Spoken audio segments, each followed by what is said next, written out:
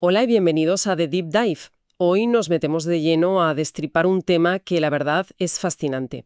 Mezcla un juego de salón de toda la vida con inteligencia artificial de última generación. Vamos a analizar cómo una máquina puede aprender a dominar el juego de las 20 preguntas, ese en el que parece que te están leyendo la mente a base de preguntas de sí o no. El material que tenemos delante es un artículo de investigación titulado Playing 20 Question Game with Policy-Based Reinforcement Learning. Y el reto que nos hemos marcado hoy es entender cómo han conseguido que una IA, en lugar de tirar de una base de datos gigante y predecible, aprenda la estrategia perfecta para ganar simplemente jugando. O sea, a base de ensayo y error con una técnica que se llama aprendizaje por refuerzo. Y es que, aunque parezca solo un juego, el problema de fondo es una pasada. Se trata de cómo tomar la mejor decisión posible en cada momento con información incompleta. Es un modelo a escala de lo que llamamos toma de decisiones secuencial bajo incertidumbre, que es la madre del cordero en muchísimos campos de la IA. Desde un robot que navega un almacén hasta un sistema que gestiona inversiones financieras, todos se enfrentan al mismo dilema. ¿Cuál es el siguiente paso que me acerca más a mi objetivo final? Vamos al grano entonces. Empecemos por lo básico, por si alguien anda un poco perdido. En el juego de las 20 preguntas, o Q20, un interrogador, que en este caso es la IA, tiene que adivinar un objeto en el que piensa una persona, el respondedor. Exacto. Y para ello tiene un máximo de 20 preguntas y las únicas respuestas válidas son sí, no o no sé. Sencillo, ¿verdad? Pues por lo que parece, programar a un buen jugador es un infierno. Totalmente. La primera idea que se te viene a la cabeza es un árbol de decisión. Si preguntas, ¿es un animal? Y te dicen que sí, pues te vas por una rama. Si dicen que no, por otra. El problema es que para que eso funcione, necesitas una base de conocimiento, una knowledge base, que sea perfecta, completa y estructurada para miles de objetos. Construir y mantener eso es una labor de locos, carísima y nada flexible. ¿Qué pasa si aparece un nuevo famoso o un nuevo dispositivo? Tienes que rehacer parte del árbol. El artículo menciona que para evitar ese lío surgieron otras ideas como los sistemas basados en tablas de relevancia, que, si lo entiendo bien, es como una hoja de cálculo gigante que cruza cada objeto con cada pregunta y le pone una nota de relevancia. Exacto, pero tienen un defecto de fábrica. Son lo que en la jerga se llama codiciosos o greedy. En cada turno, eligen la pregunta que, en ese preciso instante, parece que va a reducir más la incertidumbre. No tienen una visión a largo plazo. Es una estrategia de, digamos, gratificación instantánea. Esa estrategia greedy es el equivalente a ese amigo que se obsesiona con el primer detalle que le das en una historia y ya no hay quien le saque de ahí, aunque sea erróneo. Es muy eficiente para ir en línea recta, pero se pierde a la primera curva. Es la analogía perfecta. Y esa curva, en el mundo real, son las respuestas humanas. Cuando jugamos, dudamos, nos equivocamos, no estamos seguros de un dato. Una sola respuesta incorrecta puede mandar a un sistema greedy por un camino sin salida y le cuesta una barbaridad recuperarse porque carece de flexibilidad estratégica. Y aquí es donde los autores de este estudio le dan la vuelta a la tortilla. Proponen abandonar la idea de programar reglas y, en su lugar, usar el aprendizaje por refuerzo. Dejar que la gente aprenda a jugar por sí mismo, a base de miles y miles de partidas, como lo haría un humano. Para conseguirlo, enmarcan el juego en lo que se conoce como un proceso de decisión de Markov, o MDP. Suena muy técnico, pero no es más que una forma de estructurar el problema. Piensa en un MDP como el Google Maps de la gente. Necesita tres cosas: saber dónde está, saber qué caminos puede tomar y tener una estrategia para elegir el mejor. A ver, desglosemos esa analogía. El estado, que sería saber dónde está. ¿Qué es exactamente en este juego? Aquí está una de las claves. El estado no es solo la lista de respuestas sí y no que ha recibido. Es algo mucho más potente. Imagina que el agente tiene una pizarra de detective con las fotos de los 1000 objetos que podría adivinar. El estado es como si al lado de cada foto tuviera una barra de probabilidad que sube o baja con cada respuesta. Al principio, todas las barras están más o menos igual, pero con cada pregunta, algunas barras bajan a cero y una o dos empiezan a destacar sobre el resto. El estado es esa distribución de confianza sobre todos los sospechosos. Vale.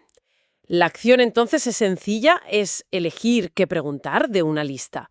Pero la verdadera magia, el cerebro de la operación, está en cómo elige esa pregunta. Y a eso el artículo lo llama la política. La política, que la verás escrita como pitetas, Es el núcleo de la gente. Es una red neuronal que mira esa pizarra de sospechosos, el estado, y calcula una nueva distribución de probabilidades, pero esta vez sobre todas las preguntas que puede hacer. Y aquí viene lo interesante. No siempre elige la pregunta con la probabilidad más alta. A veces muestrea de esa distribución. Puede que elija la mejor opción o la segunda mejor. O incluso... O incluso una que parece un poco extraña, pero que podría darle información sorprendente. Un momento. ¿Me estás diciendo que su capacidad para no ser siempre el más lógico y predecible es una ventaja? Intuitivamente, uno pensaría que una IA siempre debería hacer el movimiento óptimo. Exacto. Y para quien tenga curiosidad por la fórmula, ese pi tetas se lee así. Pi es la política, la estrategia. Teta representa todos los parámetros de la red neuronal, su cerebro aprendido. IA simplemente significa la probabilidad de elegir una acción A cuando te encuentras en el estado S. En resumen, es la fórmula matemática del instinto de la máquina. Vaya. O sea que la imperfección de no elegir siempre la pregunta más obvia es en realidad una ventaja. Es como si su capacidad de dudar o de probar algo distinto le hiciera más fuerte. Eso rompe un poco la idea que una tiene de la eficiencia de una IA. Totalmente.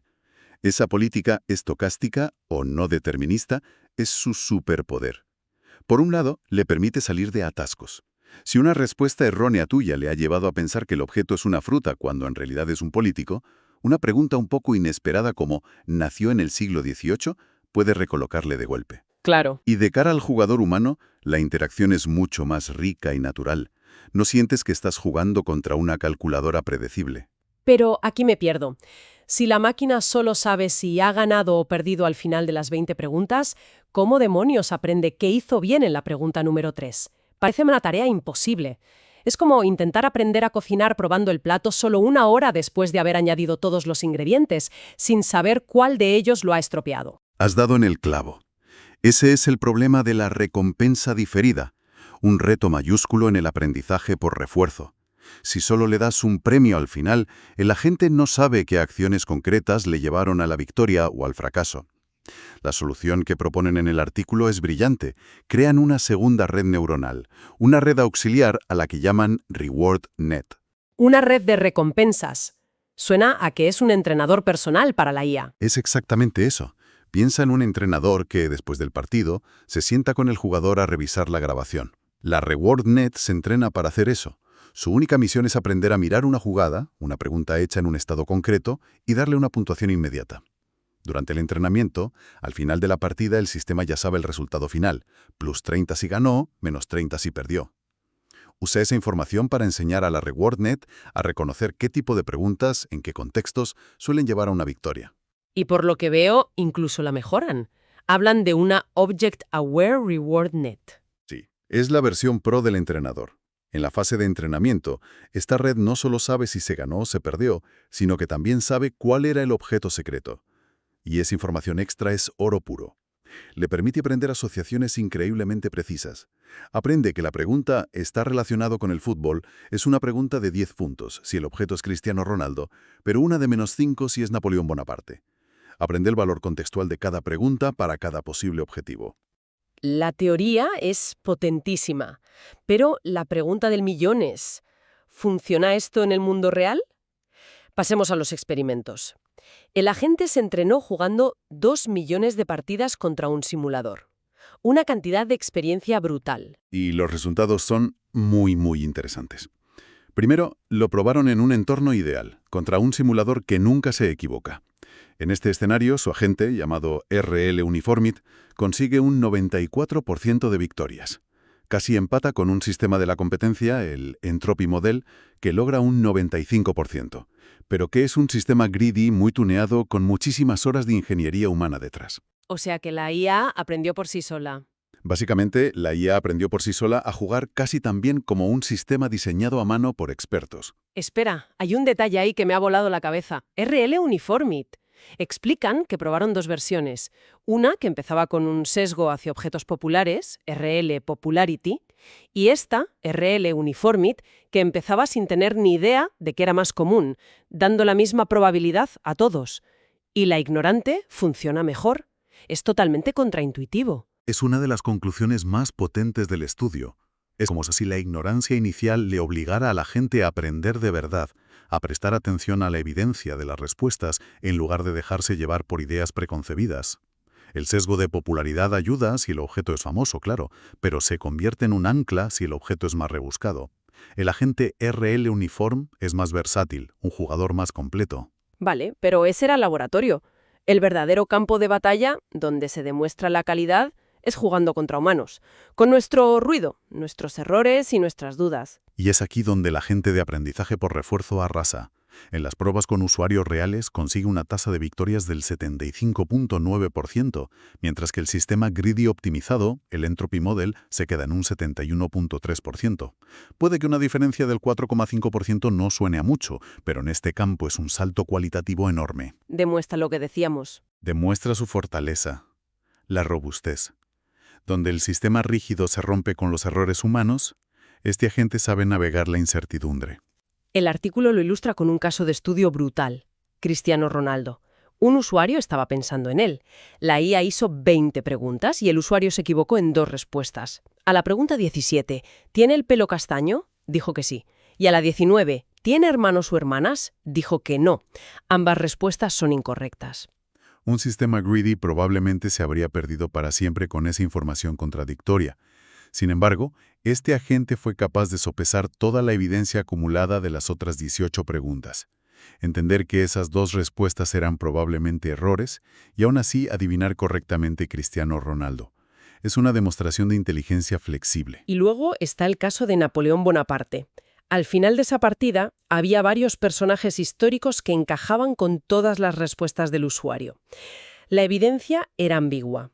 Y sin embargo, la IA adivinó Napoleón. ¿Cómo? Porque, aunque empieza sin sesgos de popularidad, durante la partida aprende a usarla como un factor de desempate inteligente. Si varios candidatos son igual de probables según las respuestas, se inclina por el más famoso. Es una estrategia muy sutil. Y muy humana. Y para rematar, confirmaron que la RewardNet, el entrenador, era clave. Un agente entrenado con ella llega al 94% de victorias en simulación, mientras que uno entrenado solo con la recompensa final se queda en un 89%. Esa guía intermedia durante el aprendizaje es fundamental. El último dato práctico que extraen es sobre la duración del juego. Se dan cuenta de que alcanzan un 80% de victorias con solo 14 preguntas. Esto abre la puerta a implementar estrategias de parada temprana. Si el agente ya está casi seguro, puede arriesgarse a adivinar antes de las 20 preguntas, haciendo el juego más rápido y satisfactorio para el usuario. Entonces, si hacemos balance, lo que hemos visto hoy es un sistema de IA que aprende una tarea de razonamiento complejo, no memorizando datos, sino desarrollando una estrategia flexible y robusta a través de la experiencia. Exacto. Si tuviera que resumir las grandes ideas de este trabajo en 4 puntos, serían estos. Primero, el aprendizaje por refuerzo libera a los programadores de tener que crear bases de datos gigantes y reglas a mano. La IA aprende sola. Segundo, y para mí lo más importante, la robustez. Este enfoque brilla en el mundo real, donde los datos son imperfectos y la gente comete errores. El tercer punto sería la RewardNet. Es una solución brillante y súper efectiva para el problema de la recompensa diferida, que hace que el entrenamiento sea muchísimo más eficiente. Y el cuarto que ya hemos comentado, el valor de la imperfección. El uso de una política estocástica, que no siempre elige lo más obvio, no solo mejora el rendimiento técnico, sino que convierte a la IA en un interlocutor más interesante y menos predecible. Enriqueciendo la experiencia humana. Justo. Un análisis fascinante que nos deja claro que el futuro de la IA pasa menos por la programación de reglas y más por la creación de sistemas que aprenden. Muchas gracias por habernos acompañado en esta inmersión. Y como siempre, nos gusta terminar con una idea para reflexionar. El propio artículo apunta a cuál sería el siguiente paso lógico. Que la IA construya su propio conocimiento leyendo automáticamente textos de fuentes como Wikipedia. Y esto plantea una pregunta que va mucho más allá del juego. Si un sistema puede aprender las complejas relaciones entre conceptos para dominar un juego de deducción simplemente leyendo una enciclopedia, ¿a qué distancia estamos de que use esa misma habilidad para ayudar a resolver problemas científicos o médicos, analizando la inmensa cantidad de investigación ya publicada para encontrar conexiones que los humanos hemos pasado por alto? Ahí lo dejamos.